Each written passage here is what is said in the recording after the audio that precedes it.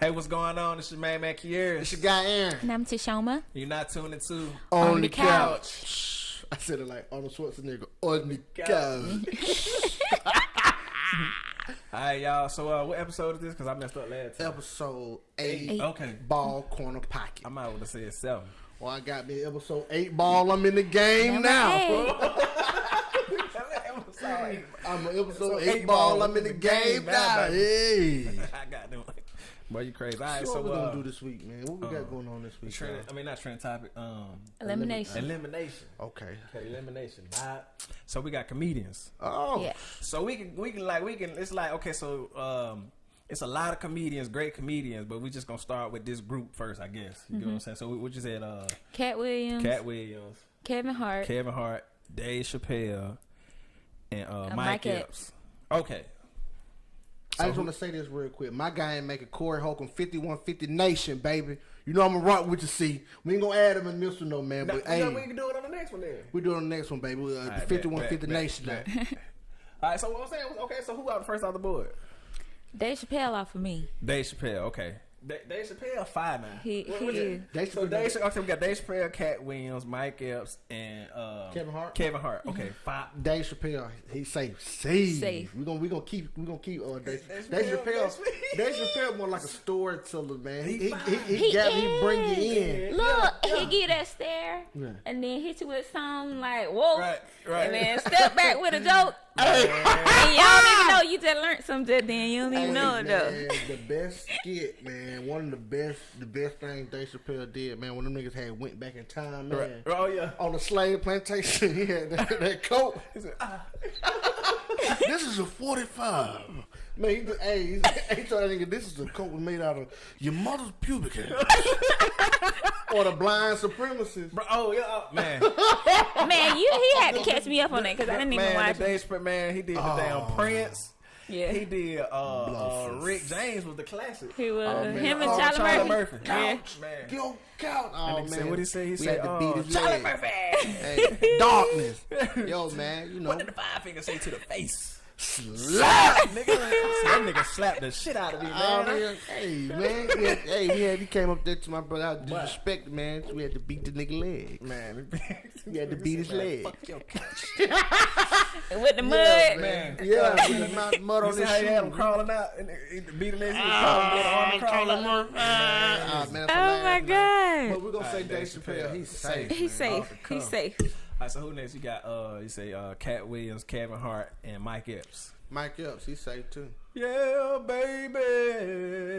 Wait, he? Oh no, okay, you right. All right, so hold on now. So all right, now hold on. Let's now. talk about that. All right, so we got Mike Epps. See, that would have made it hard though, cause Mike Epps 5 now. He 5, but Kevin Hart and Cat Williams. So Kevin Hart, Cat Williams. So who? So you say he say Mike Epps safe? Mike Epps safe for me, man. So we got Mike Epps and Friday.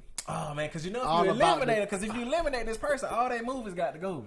All they stand up, all they work, everything. So, all right, so because it got All About the Benjamins. That's one of my favorite joints. What? What's the other one? I like All About the Friday. At the next Friday, Friday at the next. What else? What else he was in? Everything, man. He was in Sparkle. I ain't even watched that. He did a good job in that. They killed him. Took him up out of here. Let's put him on the show. I don't know, Bank, man, because, hold on, let me think for a second. I got to think about Mike Epps. Because I can't get rid of Cat Williams. We're going to keep Cat, too. We're going to get rid of him. I feel like Kevin Hart finna get eliminated today. Kevin Hart might get it. Kevin Hart, the hottest comedian on the planet right now, but we finna eliminate him over goddamn. Yeah, he ain't my cup of tea no more, man. Mike, my cup of tea no more, okay, now hold on now. Jumanji just okay, like so him on that. I'm gonna say this specifically. We going off comedic talent, I guess. You not comedic talent, but just I guess how you feel about him. You get what I'm saying? Because Kevin Hart funny as hell to me, but Cat Williams was the truth. And he still is the truth, if you ask me. You know what I'm saying? You know, people have their ups and downs, stuff like that. But Cat Williams is funny. He's still fine, man. He's still the funny. powers to be trying to take him about it. That's what it is. That's what he's fighting against. All right, how about this then? Mike Epps versus Kevin Hart. Mike. You know what? Let me tell you, I can take that back. me think. Cause Kevin Hart real deal. He come with the jokes. He funny, man. Kevin come with the joke, man. But he got as far as out of those three, I could live without Kevin. I could live, and if I base it off of Kevin's stand-up specials versus Mike Epps. Okay. We doing stand-up special. We do stand-up special then, cause it's stand-up special, man. Well, we do stand-up special. Like Kevin Hart, the latest one on Netflix, it wasn't that fire. It's not gonna be that fire because he passed that stage in his life. Oh. He's not trying to move on. It's trying to move on to some movies and stuff. That's fire. That's it, because that's not. He's not.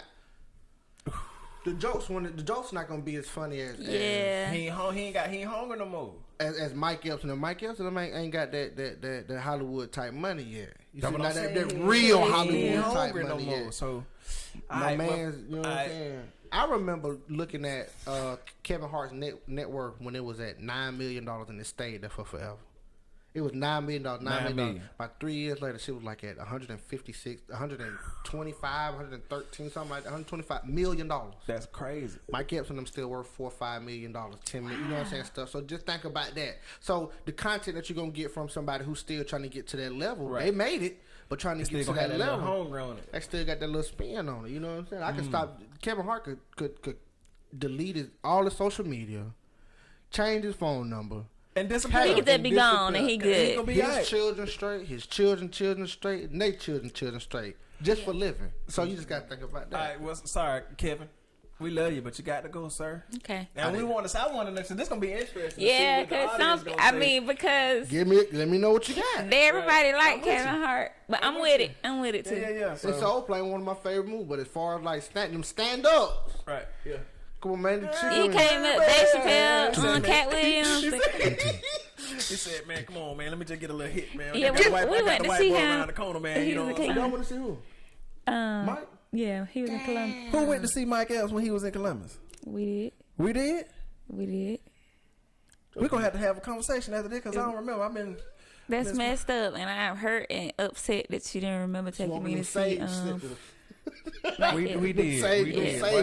She told us that we finna move all this stuff around here. Man. I'm mad that you don't remember. Well, tell me about it. Help me out about it with it. When the lady kept saying that she loved him, and he finally started I know.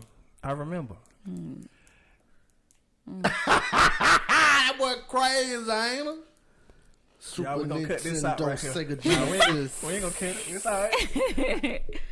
But oh my God! Super Nintendo You Sega have no Genesis. idea how hard I can listen to that right now and be rolling on this floor, laugh like every single time. It's funny. I can't stop. Like, oh my God! Cause we were talking, Mickey. You had that one over there. I was saying we got a Super Nintendo Sega Genesis. Oh my God, man! Oh my God. Man, we do. Man. We just be having fun, man. This shit, where's that, man? But so Kevin Hart. Adios. We gonna chat your shit. Gotta go. And let's have a conversation. 2, 3 of them. And this too, I bet y'all don't remember this too though. when Kevin Hart, when Mike Epps, I went and bought the nickel bag from him. He had him in the briefcase. Right. And he had that stand-up comedy. He was like, I was the best nickel bag. I was grabbing them nickel bags out of the air when he had came up with that little skit thing. Oh man, or the crib edition of the jail cell. Y'all remember Mike Epps did all that? Yo, you gonna have to put me on that. I rock with him though. Man. Cause he naturally just funny though. Like he don't be trying. Yeah. He really slow though. Like, he really slow though. He said he went to the man. Listen, come on, man. He said he went to a job corps, came back with a finger waving a briefcase. His mama like, oh hell no, I ain't send you down there for that.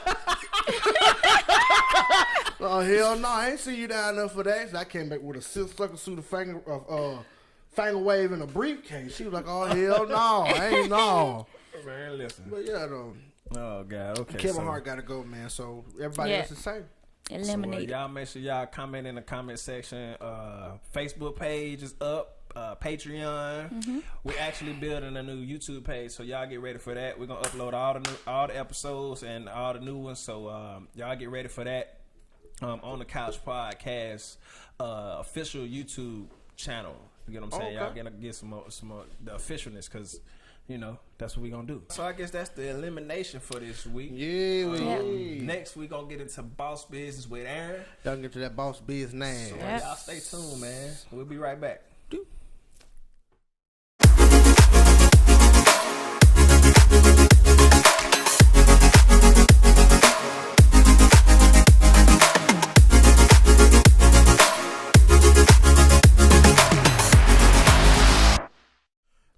Yo, we back with boss business. That's right. Boss business. Aaron, how to roll off your tongue, whichever one you want. Aaron. Right?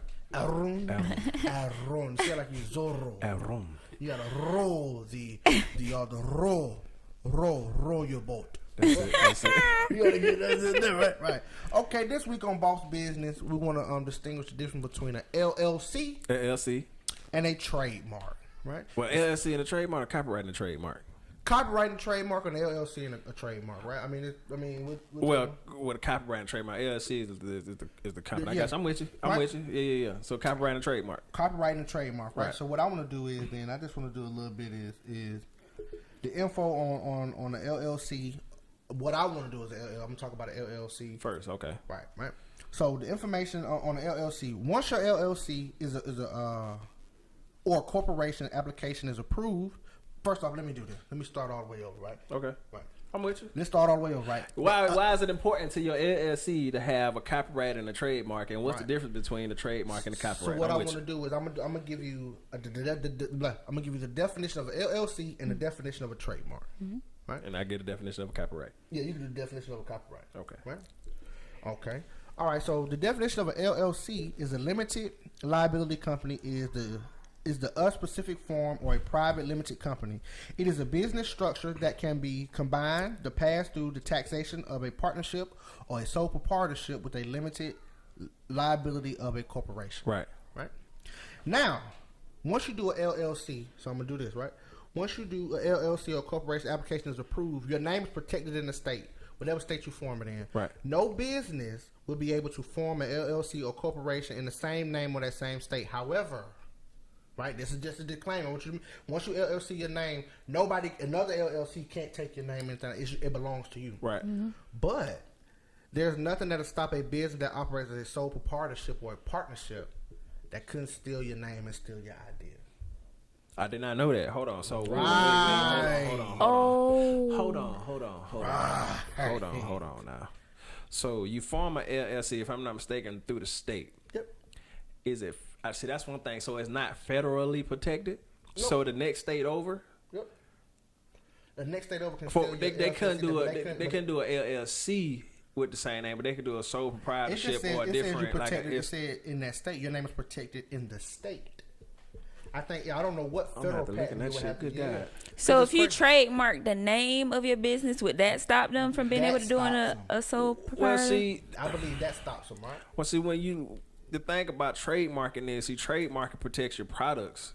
So it protects your products and your intellectual property. So when you have the intent to put your logo and your business name that you LLC'd onto whatever you selling, physical products and services, that protects other people from other people in that same industry through and through.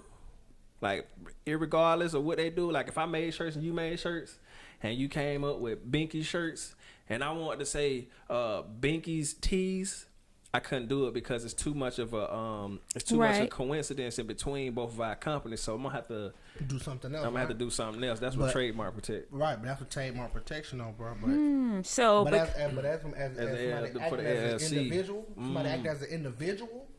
Like, let's say, because a LLC releases reliability from you. It'll be like from the individual. If I get sued, if Aaron gets sued, and I'm the owner of Turf Runners, and Turf Runners is LLC. That means they're going to sue Turf Runners. They're not going to sue Aaron. Okay? Right. I can bankruptcy that company, boom, whatever I got. And it don't affect your properties as an individual. But if you do a sole proprietorship, that means I'm assuming all tax debt, all reliability of everything that comes along with it. So I don't know how they're able to. I guess that's the thing. I guess that's what it is, because at a corporate level, I think when you do start doing LLCs, you get into well, you could do an LLC as an individual, or just two people. But I think once you start getting up like way up the ladder, and you start getting into taking out loans and big ridiculous loans like $500,000 loans and stuff like that, then you don't want that to fall back on the individual. So if an individual pop up and they try to take your name, that's some wild stuff though, that a sole proprietorship can take the name that you already got under protection. Wow. But there's nothing to stop it though. It's nothing to stop a business that operates as a sole proprietorship or a partnership from using your name in that state. Like, it's nothing stopping it. Wow. But I wonder why. Now that'll be crazy for them to do it, I guess, because they won't have no protection. So if you gonna do that with somebody else who already has like the same business and something happens with yours, then like, because you're not protected, right? Government can get you your personal stuff, your personal house. So it wouldn't be smart for you to do that. Because if that company go down, you'd be like, oh no, that's them over there. And so it'd be crazy if it's already a company that's, you know what I'm saying, that has that and doing. Right. But I think it'll be two different, because I'm pretty sure like the EIN numbers, VIN numbers, being able to label, all that'll be different. So you couldn't say, hey, it was them. But I believe there'd be a more risk, because you can open a civil suit, not a civil suit, that's a civil suit when you're suing somebody, right? Right, yeah, civil. You can open a civil suit against them, and guess what? And if you win, they got to liquidate everything that they made from that. I feel like it's copyright infringement. I feel like they infringing on what I'm doing. I started this. Everything is set up exactly like mine, so I want to take them to court. You tie them up in litigation because right, and that'll be so much of a risk, and they personal stuff. That's how that is. Like so if we win, we can be like, sell your house or what, whatever to pay us, because y'all better quit playing with folks. Don't come and go ahead and dig the sound if you want to. I got something for you. I need all that. You stealing. You stealing. You get your fingers plucked. We need all of that. You get your finger plucked up. Hey. Okay, what else we want to talk about? So you said, so you gave them the definition of a LLC, which is a limited liability corporation, right? Okay. So the thing you said that was supposed to be important about that is, there's so much more, I guess, definitions and legal terms, but we're gonna talk about copyright and trademark, right? Right. I'm gonna do trademark. Okay, so give us the definition of a trademark. The definition of a trademark. A trademark is any symbol, use, figure, letter, word, mark adopted and used by a manufacturer or merchant in order to design his or her goods to distinguish them from those manufactured and sold by others. Right. So basically, go ahead. No, go ahead. No, you go ahead, bro. So like you got Turf Runner. Yeah, I got Turf Runner. The thing that, so once you trademark the Turf Runner logo, the official Turf Runner, and the actual symbols, and say, put the wordage in your application of how all different variations of it, then once it's accepted, then I don't care who you is, you go catch the guy selling your unofficial Turf Runner shirts at the flea market. Right. Shut it down. Give me all them. I need a policeman come and arrest him because he on real live. Do all that? Man, fire him up. Shut it down. Cease and desist. Cease and desist. Give me give me that money grip. We can do this the easy way or the hard way. Give me 75%. Give me 75% in some of those knockoff red Louboutin with the spikes I can screw in on top of them. And some of them hot wings from down there. Right. I know they got them good hot wings on that. Look, I don't know if it actually. I know that if I believe if you go in like to the flea market and see your stuff in there, and then I assume that they're going there. You tell them, folks, look, man, they down there selling. My company owns these things, and they selling knockoff stuff from my company.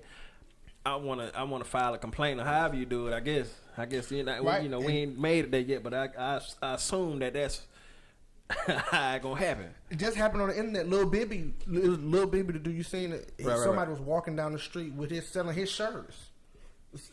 Something with his name, with his album on or something like that, or world or something like that. And what happened? He was like, yo, man, come here, bro. Yeah, how much is the shirt? Come on, I'm not gonna do nothing to you. Give me this. And snatched the shirt up out of his hand. The Mexican had took off running. Hey! Took off running down the street. You know what I'm saying? But that's a prime example. Right. But I wonder this is what I'm saying too, though, right? If it's my product, okay, my product with my name on it, right? and I'd say, hey man, give me all this stuff, and I go pick it up and do all the, give me this, and they call the police. Even though it's mine, well see, would that be considered you probably can't do it in that fashion. Yeah, cause what did the Simpson man do? Did he still stuck back and went to prison? You can't. So you gotta send them. You gotta go through the proper channels. I assume, but you know, if you gonna just I think you have to send them like a cease and desist like letter and all that. Ain't nothing to sue them. You can sue them. Yeah. You send, but listen to what I'm standing right here with this man. I gotta go type a letter. Nah, you call the police on him first. But you gotta you don't gotta do it, Becky. You know how you can handle it. Yeah, I mean, hey, buddy, you tripping, home? We can handle it like that, bro. You tripping, bro? You want to think in the long run, you want all the coins. You want, bro. Let me. Tripping, bro. You done spent. You know how long you been doing it for? 3 years. Oh, you done made a good look. You got a. Boy, I need 100,000. Right. Thank you. Grand, I'm suing you for 100,000, sir. Y'all, it's important to tell you something. You can whoop his ass right there and take the little couple of $1,000 he done made, or you can get 100,000. Right, and then completely stop him from, you know what I'm saying? That's crazy though, man. That's crazy. Okay, well, then the last one we're gonna do a definition of copyright. Copyright, right? Copyright is the exclusive legal right given to an originator or an assignee to print, publish, platform, film, record, literary, artistic, musical material, and authorize others to do the same. Right. Now, see that one, I don't really follow that one. So damn, all right. Copyright, wouldn't that be the same thing as trademarking? Kinda, but not really. You see so say you make a specific type of shirt. The specific type of shirt that you make can be considered art. Like, say I sew the sleeve short on this side, but it long on this side, and I'm the only one who make the shirts like that. It's a piece of artwork, so I'm a copyright this literal art of the shirt. That might not actually be that way, but it's just a painting. How about this? Let's do a painting. And musicians, that's why music, actual compositions. I can play some music. I can copyright that music. Can't necessarily trademark the music unless I'm using it as my intro. Right. Okay. So that makes sense because I heard somebody say it's good not to talk to different people about your ideas because you can't copyright words. You can't copyright. You see, so then one like thing actual speaking words like my idea. You can't copyright an idea. You can't. Well, this how you keep your. Okay, so this how copyright work. You put your Turf Runner shirt out, right? Yeah. The artwork for your Turf Runner shirt as soon as you put it out on Facebook, even you ain't go through the copyright office or nothing. As soon as you put it out and claim that, hey, I make this shirt. This is my art. This is what I do. It's copywritten. You are the originator of that art. Right. You get what I'm saying? That makes sense. And go ahead. It still can be taken on a legal standpoint. Somebody can say, "Man, I'm doing it too." But I already got it. We already in the process of all that. Right. So no, it's a wrap. And what made you when you said idea? you can solidify an idea by patent, right? In patents, it's how you. Pending. Yeah, but you gotta write it down. Yeah, it'll take a lot for you to do it because I looked into it. But you can have an idea that you can say this is mine, but you would have to patent. So when you get to talking about it, you at least need to have it written down and already under the process of being. Right. Okay. And this too, I learned in music class at Kendrick High School. Hey, keep on about the poor man's copyright. I was told about the mail. About the mail. Like you do something, put it in the mail, mail it to yourself. But I just don't. I don't see how that'll really stand up in court. Like, you know what I mean? Because it should have a time stamp on it, right? It do. It stand up. So those things, I think those things still, as far as I know, they still stand up. And like I said, as soon as you put a beat out. You put out, you draw a picture, an original drawing. You put that out on the internet and say, "Hey, I drew this. This is mine," and nobody else did it. You already automatically from that time of that post, you actually own the copyright as soon as it made. Period, through and through, according to U.S. law. But to get that extra protection to be able to fight in court, you go through the process, pay them the money, and they'll file it in the U.S. Copyright Office under your little. Y'all know what's so crazy? This is like some stuff like that, bro. Like you got to pay somebody to do all that stuff. You know, you get taxed to make money. You get taxed to spend money. Oh, they killing. Anyway, you gotta spend your money, man. I just had a brain. That's crazy. I gotta spend my money on my idea for y'all to say, yeah, that's your idea. It's my idea. I did that. I did this. That's mine. Right. It's big. I own this. Well, we need $275. All that. Send you you gonna pay them $275. They're gonna send you a piece of paper in the mail and say, yeah, this is. But you know what? That's just the way. That's the American way. Man. Yeah. Oh yeah, definitely. And you make sure you want to do it, y'all. No matter what, get over it. Do what you got to do to make sure you protect yourself, because it could potentially take care of your babies in the long run. Right. And so we'll leave the links down to where to go get your copy, get things copywritten, and the link to get your trademarks. And also, depending on what state you in, you probably have to go through. In Georgia, you have to go through the Secretary of State, or State Secretary, however you said, to get your company LLC. But y'all do that stuff, man, and make sure you go through the proper channels, because if your company or your idea take off, and you behind the wheel behind it's gonna leave you, somebody gonna take your jump, man. Somebody gonna take it. So y'all make sure y'all do what's necessary and follow the proper procedures and protect your business and protect your ideas and your products and services, man. You know. Right. Well, I mean, you got anything you want to add to? No. That's pretty much it for Boss Business this week, man. Yeah. I mean, do what you're supposed to do. Trademark, LLC, and copyright your stuff, man. Make sure you take care of that stuff off the dribble, so can't nobody take none of your stuff. Right. Pretty much that's it. So up next, we're going to get into that Level Up with T. Level Up. That's it. So look, we got some sponsors. Y'all tune in next to us in a minute, right? Hi guys, Toshoama here to tell you how excited I am that today is finally here. You can go right now on our website and apply for the Little Scholars Program. Again, the grant includes an Autism Fighters Inc. book bag and school supplies, a sensory electronic tablet, a sensory blanket, and a dedicated child advocate for parent and child support for the next 9-week school term. This grant will be offered on a first-come, first-served basis, as well as based on donations generated from your community. We will be accepting applications October 1st through December 1st, 2018. You will be contacted by an AFI representative after December 1st, 2018 for further instruction. If you have not donated yet, there is still time. Please visit our Facebook page at Autism Fighters Inc. and select that donate button. Any amount will help us with this great cause. Thank you so much to our sponsors, Spirit Night participation, personal donations, and Facebook shares. Your support in any way, shape, or form is greatly appreciated, and your generosity will help touch the lives of many. Thank you. All right, y'all, we're back. We'll level up with this. Level up with some more. I just got a question that I want to talk through, and then y'all just answer it on your end. So, and first, I want to put a disclaimer, because I know we have, all races. I know we have all races watching the show, but the question of the day is kind of specific to our history. Baby, you ain't in the microphone. I am. All right. Baby, my audio was good. Okay, let go. Go ahead. All right. So it's specific to our race and our history, and it's more about healing than any pointing the finger. So the question is, how do we heal the divide in the black woman and the black man relationship? How do we get to a point where a black man can voice his concern or an opinion and it not trigger a battle or a fight from the black woman? And this is vice versa. The same for a black woman. She voiced her opinion and it not trigger a fight between us. And so right now the trend is, somebody voices an opinion and it's automatically we rip each other to shreds.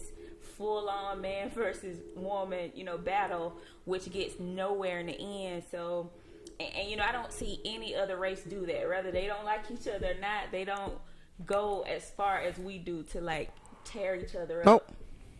So, I wanted to, so I'm gonna give my standpoint on it first, what I feel like we need to do, and then I just want y'all to chime in. Okay. What do y'all think? So I think that, I believe it has a lot to do with triggers. We have deep anger, deep mistrust for each other that's carried from generations and generations way before us, that created certain behaviors that perpetuates us not trusting and being angry at each other. So I think we need to realize that the divide didn't start with us. Right. And then once we realize that that point, then we'll know that we're more powerful together. Right. Like we're actually one. So if you put a man and a woman together and we create life, community, businesses, like us together, we can build. Right. So for and then just cutting out the divide on, well, I face this as a black man, I face this as a black woman, because for everything you face as a black man, I can give you like an equal. Just as far as a woman, I face this because what affects you as a man affects me as a woman. Right. So it's really, it equals out in the end because we're one. Right. We belong together. Yep. So I think. Oh, you right? Reiterate right there. What a man goes through and a woman goes through, we can relate because we as equal. Yeah, we're equal. We belong. The man and woman belongs together. Right. Okay, go ahead. We belong together. It's anything that you face, I face a consequence as well because it affects us both.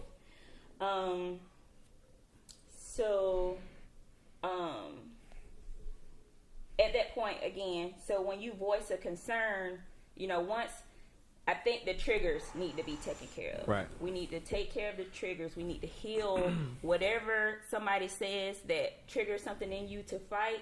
Heal that piece. So then now, when you as a black man voice your concern or voice an opinion about something, I can listen to you and give you the support that you need because I'm not fighting back at you because I don't think that, whatever this trigger is, I don't think that that's what you're doing to me. I don't think that you're trying to fight me. I don't think that, and I listed some of the black man and black woman triggers that I think I've seen. So, you saying an opinion, and I automatically feel as a trigger, feelings of abandonment and being discarded, feeling undervalued, feeling like my strength and resilience is taken for granted, so I don't get the protection I deserve.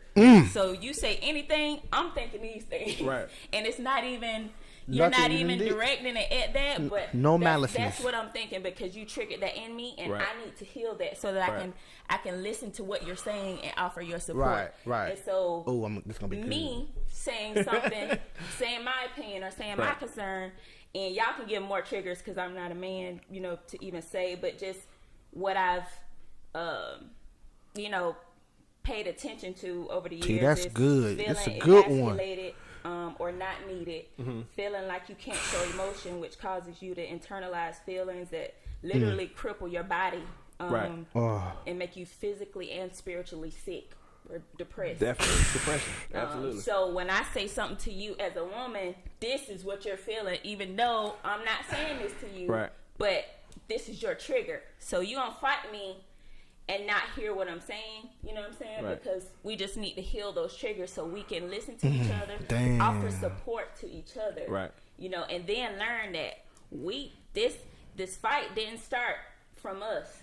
Let's heal, you know what I'm saying? So we can support each other, become one, so we can build, we can create life, businesses, communities, create whatever. Hey, sis came up with, she came with a topic for y'all this week now.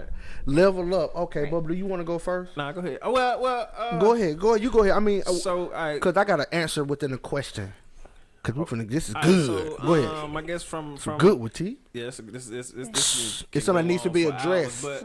Hours, but one thing about it is that I feel like men on a societal scale, and I'm just speaking just from a male perspective, not to take nothing from the women. We got to put that out there. So we are not allowed to express emotion, right? We from what I understand is, I see it a lot. Oh my God, I see it so much when like a dude might be crying about, he may have been hurt by a woman or something like that, or just a man expressing his emotion, period, on anything. You get what I'm saying? Other than anger or cold-heartedness, if he's expressing empathy or showing sympathy, then he's considered soft. Yeah, and not manly or bravado, not a man or whatever. So and when that's upheld, then of course I would assume that a woman would view a man that's showing emotion as weak, and I don't think any woman wants a weak man, but it's crazy that that's considered weak and not human. You get what I'm saying? Right. So, hey, that's some more. That's what do you, so. I mean, help me out with it. Like, what have you just like? And so when I say that, so what do you say to that? As far as from a woman's perspective, you get what I'm saying? When a man expresses emotion or just this is something good. I got a good one. I guess different from the standard. You get what I'm saying?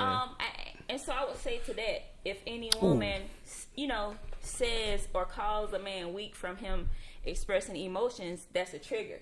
So she needs to go back within and see, well, when have I felt weak? When did I look at my dad and feel like he was weak because of such, oh my God, it's this is stuff good. that you gotta go back and deal with, right. heal on your own. So, you can listen to this man be upset about another woman or whatever it is and offer him support. Like, she needs to heal wherever she found, from her daddy, that type of behavior is weak. Or, not even her daddy, brothers or wherever the root. That's what's been raised Right. up from So if a woman is doing that from a man and calling him weak, that's a trigger. That's, before you, and I'm human just like everybody else. Right. We all have triggers, but it's good to, before you just blurt out and speak something, make sure it's not something that you need to take a look at, something that this person is mirroring back to you.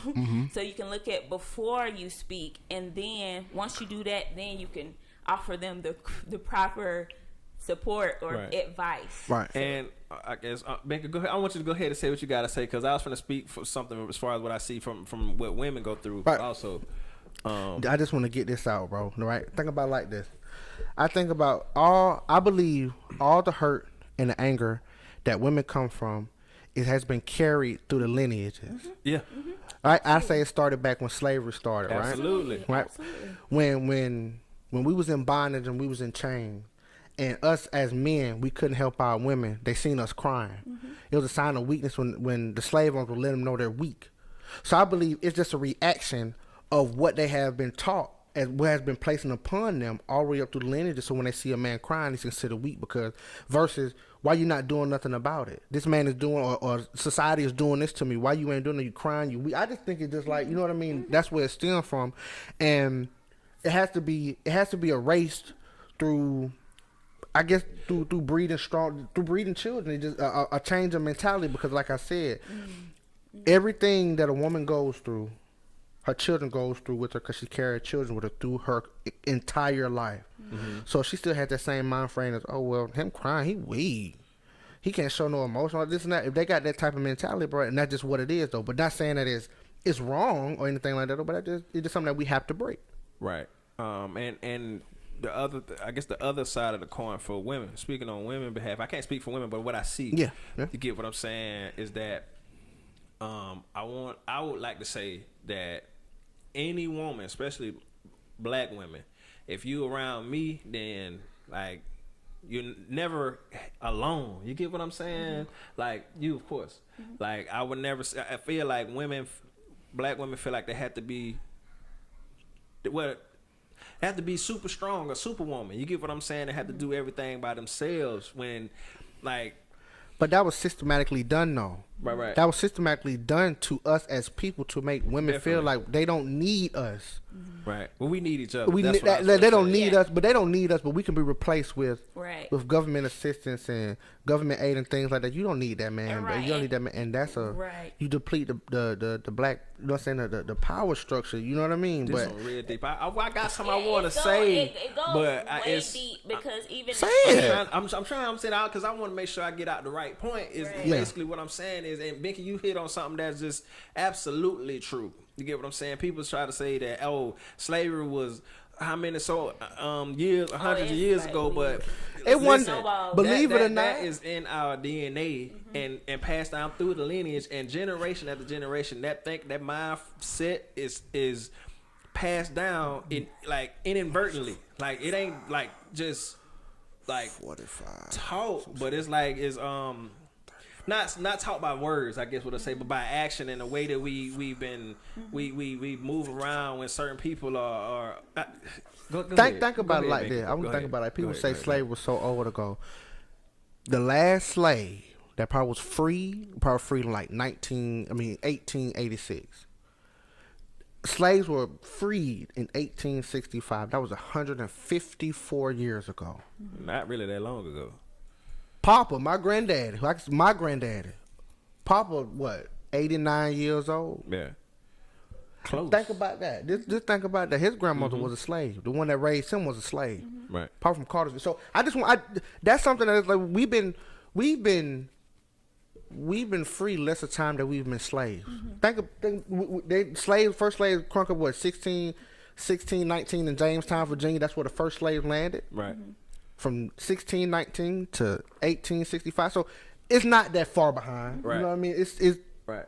A couple generations. Right. That's what I'm saying. And that's crazy. 154 years. Strength, like of a woman, especially we're naturally strong. We're naturally right. just, yes. but it's like you said, women have the weak moments and everything too. But it's like how man can't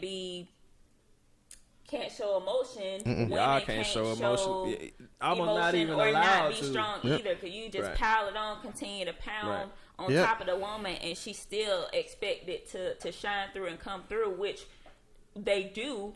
But we still deserve, to know, like. Sure. You still need to know that you're protected as well, even though you can protect yourself. It's kind of It's a lot of unraveling to this, to the whole thing. Ooh, this is a good one, T. I wanted a conversation on how can we heal that, and it was good for us to even bring up the slavery because we needed to know where that's it where it comes stemmed from. Period. Don't get it twisted because you ain't a slave right now. Right. That slave mentality is bred literally into your whole DNA. So you can break that. You can break it by working together and seeing your wife, your girlfriend, your brother, your sister, your brother and your brother, your sister and your sister as your equal counterparts and respect each other on a human level. Yes. Right. And like once you start having a dialogue and say that you're not my enemy, you are my family, then that's when it'll start changing. Like we are one. It's not Period. a battle. It's not a fight. It's not especially with our women. If we know where the fight came from, it stemmed from long before we got here. Then we can start to heal it and say, hey, we better together. Absolutely. And now we can offer each other support. Now I can step outside. Now because you have a foundation and an understanding of what we can stop the behaviors. Right. That's that keeps perpetuating these feelings of distrust against each other. Right. There are behaviors that we've learned from a long time ago. We can break all those generational things. Habits. Right. Then we can start to trust each other and heal and. From that, we take off from that because there's no stopping it. Right. Man, this is on the couch talking, y'all. This is on the couch, man. This is real conversation right here, man. That is so. The question that T this asks and this opposes us is so important on so many different levels, and we don't even have enough time to touch it all, man. Right. But it's very important that's something that we all need to think about. Everybody that sees this, sit down with your counterpart. And ask them this exact same question. What can I do to help you get over some of those insecurities or anything or those triggers that you dealing with? Just ask. Sit in silence and quiet late at night. Lay in the bed and, baby, what can I do to help you? Right. And what can you do to help me? Let's work on this together, though. Absolutely. You know what I mean? Because we can only help us out of the condition that has been stowed upon us. You know what I'm saying? And like you said in the disclaimer in the beginning, of course we're not taking anything away from anybody else who's not of black or melanated population. Period. No. Actually, we would like to hear from y'all. What y'all think? Let's hear from this is why we having these conversations so everybody can have an understanding of where everybody coming from, because everybody is still moving and operating off of assumptions and stuff that you think as opposed to actually having interaction with each other.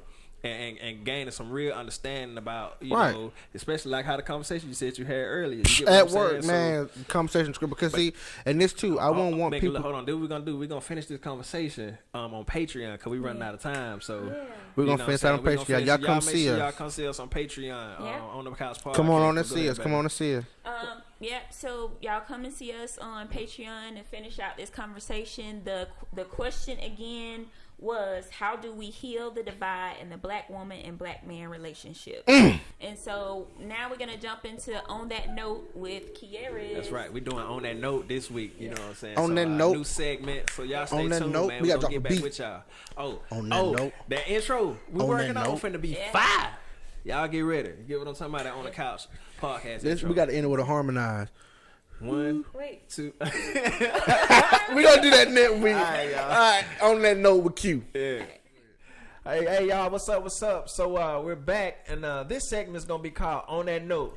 I'm still gonna do Health minute. the health minute with Kiers, but it might be on Patreon. You know what I'm saying? So y'all stay tuned. Y'all come and subscribe to our Patreon account On That Couch on Patreon. But this segment right now, it's gonna be called On That Note with Kiers. And so basically, it's gonna be about not only music, but television, movies, and all the components that make the entertainment industry possible. Meaning, like, you gonna play the intro for him right now? I Don't hit to him yet. So, like the from like just okay, like maybe a topic like what's the difference between a producer and a director as far as film, or what is actually considered a producer in music? Because you got a producer, you got composers and beat makers.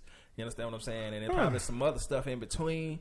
But we gonna get into a lot of those things. You know what I'm saying? On that note with Kiers. But I'm gonna give y'all a little bit of background history about how I got started in music. Because if you don't know, if you just are On the Couch podcast fan, you might not know that I'm actually a recording artist. I do R&B music, hip hop, whatever pop, whatever. Amazing R&B Yes. music. Appreciate that. Yeah, Thank you. absolutely, and more. Confessions of a Scorpio Confessions on of a all Scorpio. platforms. Definitely. But I ain't gonna hold y'all too long. I'm gonna give y'all a brief synopsis of my background and how I really got into music, and then I'm gonna hear from my co-host. So basically, I guess for as long as I can remember, when I really was first introduced to music, it was around about 6 or 7. My parents, I don't know if it was my mom or my dad, probably my dad or my mom, I don't know, gave me a cassette tape of Michael Jackson Bad album. See, I wasn't singing then. Probably with but daddy.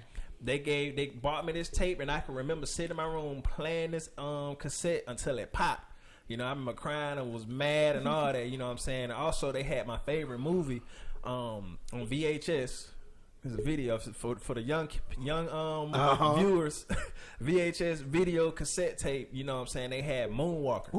Bruh, that's a cold movie. Michael Jackson Moonwalker is still available. Y'all need to check that out. If you ain't never seen it, it's fire. It's one of the coldest movies out. You get what I'm saying? He was Genius. the greatest. Man. Hey, you know what I'm saying? You remember that tape, Bing? After you got done with it, guess whose favorite tape it was after that? It was mine. I'm all at Forest Road with it. I'm show and tell today. I got my Michael Jackson Moonwalker tape. That's it. We gonna watch this. Let's watch this. Come on, man. And then around that time I was also introduced to one of my top idols was Prince. You get what I'm saying? And they had this Purple Rain. The Purple Rain record was purple. I ain't never seen a purple record ever. You get what I'm saying? They had with the little silver little thing on it. Bro, the record, the what you call what they Vinyl. the vinyl. Yeah, the vinyl was purple. The vinyl was purple? The vinyl was purple. Oh, the wow. record was purple, Bink. That's crazy. I remember that though. Man, that's a fire. You know what Mama I'm saying? had took them. I don't think I remember about Prince. Go ahead, man. No, you can't. No, you Only thing I remember about Prince is Mama had took them before he got famous. Our mother was in the military. She took pictures with him before he was famous. Like, bro, Wild had the stockings in the with the Duke out now. I'm like, bro, he don't stay like that. Don't stay like that. Crazy. Mama them writing the Wow. pictures. They got of no him. pictures, yeah. Down there in Fort Rucker. Right. Getting loose out that thing, but mom, I don't think I want to talk, mama, know what's going on. They might tell me something I don't need to know. Did she meet? I don't think she had met Dad at that time yet. Probably not. Ain't no telling, man. Go ahead. What So, else? all right. So, fast forward. What finally inspired me to become an artist? Because like I said, from like 6 to 7 on up to like 11 years old. I remember my 11th birthday. My dad bought me an immature "Playtime Is Over" cassette tape. And from the moment I pressed play on that, I knew from that moment I wanted to be whoever these guys was. I wanted to be like them. And them niggas was cool. You get what I'm saying? And like I literally Still cool. I literally got kicked out my own birthday party. Yeah. Cause you know when you put your headphones on, you can't hear nothing. So I'm singing the song, but boy, it was flat. They're like, bro, you got to go outside. But that's terrible. Leave the party. You get what I'm saying? My mom went, hush. Oh man. Stop. Just you listen to that later. I'm telling you. You know what I'm saying? But all right. So fast forward from that, from like 11 on up to like 18. I did a couple of talent shows in between that time. You get what I'm saying? But I officially took it serious when I was introduced to this guy named Jason J. Hot Scott. At the let's see, like around like 2005, 2006 or whatever. And unbeknownst to me, you know, he was actually already in the industry. His whole family was actually already doing music in the industry. Basic Black, they was already in cahoots with Teddy Riley and things of that nature. And he was a young, hot producer with credits on his up under his belt. And he told me to sing something for him. I saw something. He was like, "Bruh, we gonna record something tonight." I recorded my very first song. I can't remember how it go though. It's a shame, girl. What you do to me? When I'm around you. And from then, you know, we got to rocking, and then I got introduced to my brothers, Mario and Rico, and we started a group named Listen. Right now, currently Listen 3. Like I said, I'm doing my solo thing, but the group is we still do our thing when time permits and everything line up. You get what I'm saying? So, I mean, that's basically a little small view into to me, as you know, as far as how I do as far as entertainment. I'm a musician amongst other things. I'm a musician first, though. You get what I'm saying? So how did music? How did you? When did the first time that you guys fall in love with music? You get what I'm saying? My first time, actually, the first thing I ever remember actually with you singing. Okay. Was in that talent show at Midland. Yeah. And you and I think some girl, I can't remember her name though. Some girl y'all sung Cisco and Maya. Yeah. Okay. That was my very first time ever seeing my brother sing, and that was my first time my father ever said, "Oh, that nigga sang for real, ain't it?" Right. Yeah, and it's a recording of that. It's a video. We gotta VHS find somewhere. It. Right. But I don't even know how we gonna play it. I don't make VCR no more. I ain't seen the VCR song, but that's my first time as far as with music is going with my brother. But the very first thing music I remember, it was my father's LL Cool J tape. Right. Doing it wild. Doing it wild. And my mama had got me a thing. That's the one before that, but go ahead. The Doing It Wild. She was raised out in Queens. I was raised out in Brooklyn. I remember that, bro. Sitting on the front porch playing it. That's my first time ever listening to music. Like, hey, I really like music. And ultimately, that's what I want to do too. Definitely, we definitely gonna do it. It's some genes. Yeah. And definitely for me, like, I mean, I just come from a musical family. Like, my mom got 9 sisters and brothers, and even on my dad's side, the same amount, and they mostly were like church singers. And then my mom, like, all the boys, all the girls, they pretty much know how to sing. And then, like, I grew up from Albany, like old school music, like the Isley Brothers, Spinners, Four Tops, Sam Cooke, the Dales. Like, I just grew up the Dales knowing that music. Man, like, listen, let me tell you it go something, even deeper than that. Like, I know all them, and then I told you me and my mom was tight, so I listened to what she listened to. But like, I naturally, stuff that I liked, I gravitated towards like alternative, like rock music, like Alanis Morissette and stuff like that. I like that stuff like that, like on my own. So I just always, it's just been in my, and I just like it. I don't know. You know, the funny thing about I don't understand for the life of me. I hear a song, a random song I ain't ever heard in my entire life, and she's singing the words to it. I'm like, bro, when did you ever hear this? When did you hear this song ever? Like this, like this. Man, I'm talking about like you. I don't know. It's wild. The elevator music. She's singing the. We go to the Spanish restaurant. We went to the Spanish. Did we go to the Spanish restaurant? Did you start singing the song? No, you sang. What's the song? Oh, I was singing a song. Man, it was she a started song singing from Spanish class. Song, man. I'm like, why do you know that? It was from Spanish class. How about this then, y'all? No, that was off subject. Go ahead. No, what? No, it was off subject. We gonna get off subject. But this too though. Yeah, we just musical family. Yeah, pretty music. much. we got music in our family too. Our grandfather had like a little group in the '60s. My mom actually could play the guitar. My dad played the guitar. And Mom then Mama actually, that's crazy. you know Uncle Mike, and Uncle Mike, Uncle Jr. Come on, man. Was sang and then do the ticking and all that. Come on, man. Pop like a king. But but it's too for me, music ties everything together within my life. You know what I mean? I can relate when I hear a song and I can relate to it. It's just something about music. It's like it's the universal language, right? Like the same thing for me. Like I was saying, absolutely, yeah. Because not only is he a an artist and a singer, like he produces music as well. Yeah. And so like you were saying, what music can do for you, like some of the songs that he was making for the Listen album and going above, like I can remember those dates. Like you can remember everything about the time, like the day, what the air smelled like, what you were cooking. Like it really brings something back, to you. And especially if you're, you put your juice on it, your energy on it. The thing about music, what I came to realize is that if you think about it, music, and it might be some other things like stories, but music is the one thing that can actually give you an experience of time travel. Because absolutely, bro. Like you said, if the music actually got that actual essence on it, it would encapture that day. It would encapture that emotion, and it will put you in a place. Once it hits you, it will lock that moment in time in for you. So when you play, that's why songs and music is so powerful. If y'all don't ever notice that, understand whatever you listen to and whatever you consume into your spirit, it really has an effect on you. You understand what I'm saying? So I just want to say that music is literally one of the mediums that can take you literally into in your mind into a place back in time or forward in time or back, back into those moments. Yep. And your senses will remember it. Smell, sight, everything.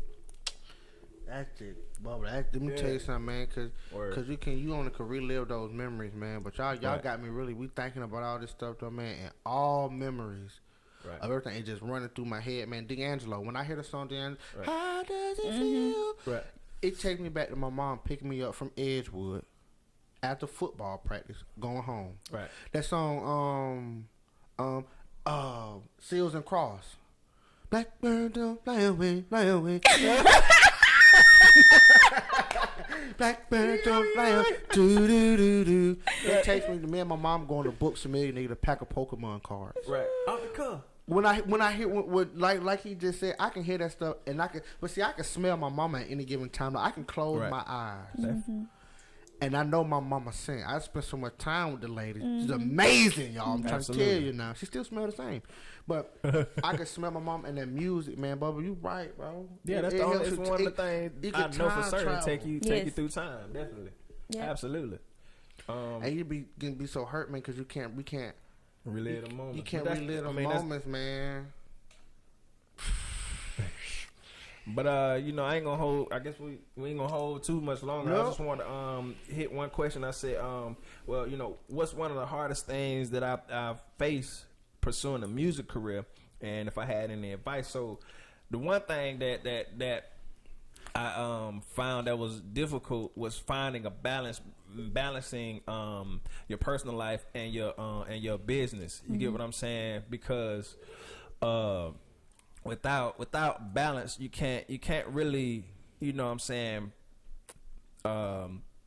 what do I want to say? Without having a balance between your business and your personal, neither one can flourish. Right. You get what I'm saying? So the advice that I have when you're trying to find balance is to make sure whoever you care about the most, make sure that you have a solid foundation with them first, and make sure that they are on the same page with you through and through. You get what I'm saying? Because at the end of the day, you're doing it for your family and the people closest to you. You get what I'm saying? Don't get so mixed up into the business and the fame and the adrenaline rush of doing the actual entertainment portion of it, or getting lost in the business to where you lose your family on the back end. So make sure, no matter if it's your brothers, your sisters, your mothers, your wife, your husband, they come first. You get what I'm saying? So build that foundation and make sure that's solid, and make sure that they have a solid understanding that what you're doing is for the greater good and the greater collective of the families. Because at the end of the day, music can take you into a whole take you to places that you've never seen. I can attest to that, and we'll get into that, you know what I'm saying, on later episodes. But once I started taking music serious, I've been to places and done things that I never, and met people that I never would have ever met before. You get what I'm saying? But I also have learned that if I don't create a solid foundation with my wife and my family and my friends and the people that I care about, I'm gonna lose it all. I can have all the gold records and platinum records I want. I will be unhappy at the end of the day. You get what I'm saying? So you make sure that you create that foundation first and stay solid and stay true to what you're doing it for. You get what I'm saying? Man, that's my advice. So anybody got anything?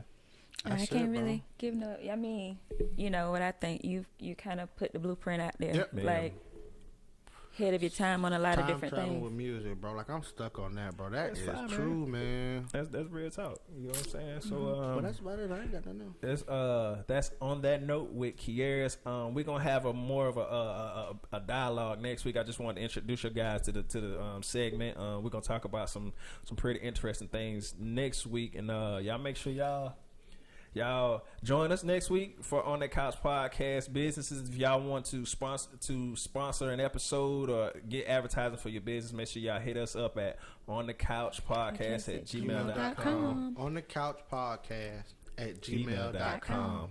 And don't forget to subscribe to our Patreon. You know, we got some extra content we're going to give y'all. You know what I'm saying? Some trying to give away some stuff. Some jewels. That's it. And some giveaways. We're going to do a giveaway soon. Too now, man. So y'all come over there and follow us, man. We appreciate y'all tuning in, man. The love and the support is appreciated. Definitely. We really appreciate y'all, man. We thank y'all for the scrolls. Now, if you don't like it, hit the dislike button there. Hit the dislike. Just interact with it. We appreciate y'all. You hit the dislike button. Give us some feedback too. Stand on it. You know Stand on what I'm that saying? dislike. Don't be scared. Say what it is. We don't mind. Say it with your chest, little nigga. Dang. Yeah, gonna hit the dislike. You just we're hating to me. We're grateful for the platform to be able to share, you know, anything that we know, because we're hoping that that's helpful, you know, to you all as well as ourselves. So we're just we'll see y'all next week, I guess. All right. That's it, man. Thank you. See y'all next week. Adios.